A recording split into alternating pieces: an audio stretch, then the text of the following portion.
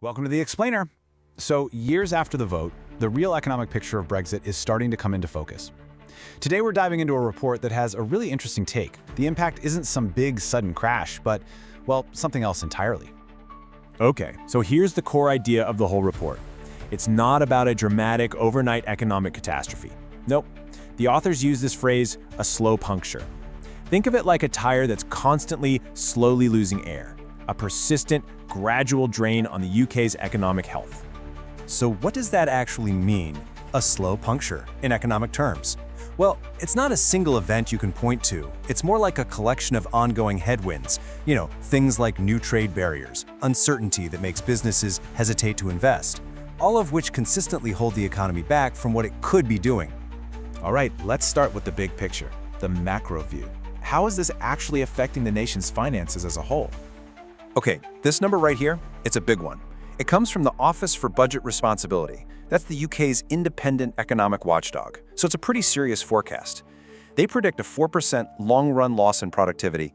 And here's the key part, specifically because of Brexit. You can think of it as a permanent hit to the UK's economic engine. And what does a 4% hit to productivity actually look like in the real world? Well, it translates into a huge shortfall in tax revenues. We're talking an estimated £40 billion every single year. The report basically connects this hole in the public purse directly to why we've seen taxes go up in recent years.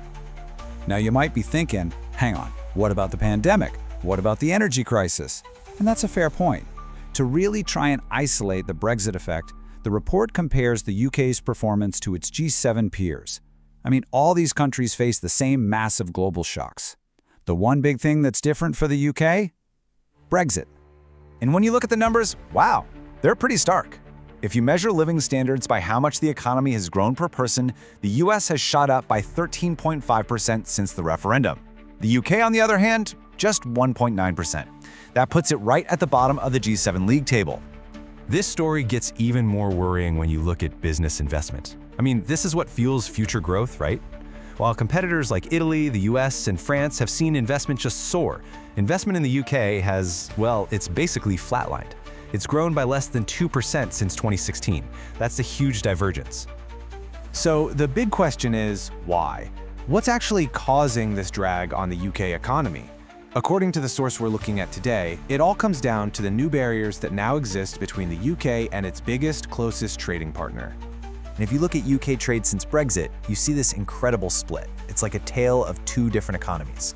On one hand, you have goods trade.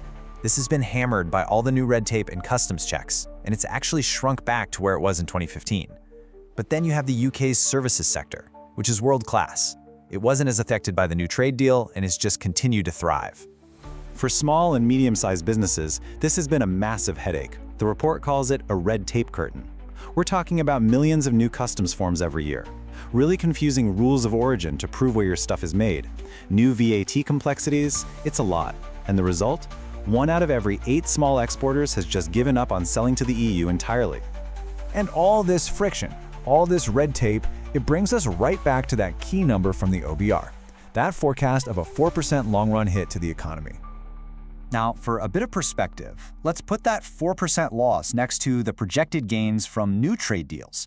The government's own assessment of the big, landmark deal with Australia, well, it's projected to add just 0.08% to GDP over the long run.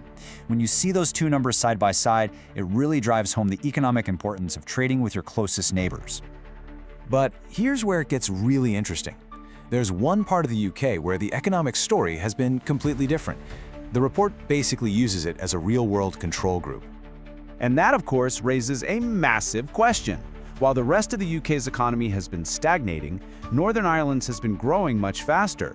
So, what is it that makes their situation so unique?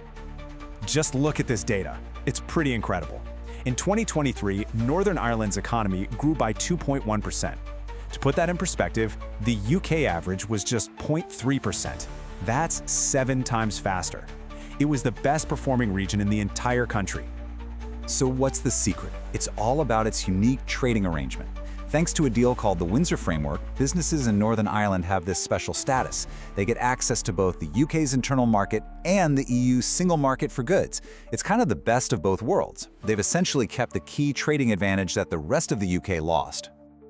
Okay, so this clear economic evidence is now starting to shift the political conversation around the future of the UK-EU relationship. The source points out a really tangible change in how politicians are talking about this. The debate has really moved on from arguing about whether there are costs to figuring out how to manage them. There's this growing consensus across the political spectrum that the correct trade deal just isn't working as well as it could, and then it needs some fixes.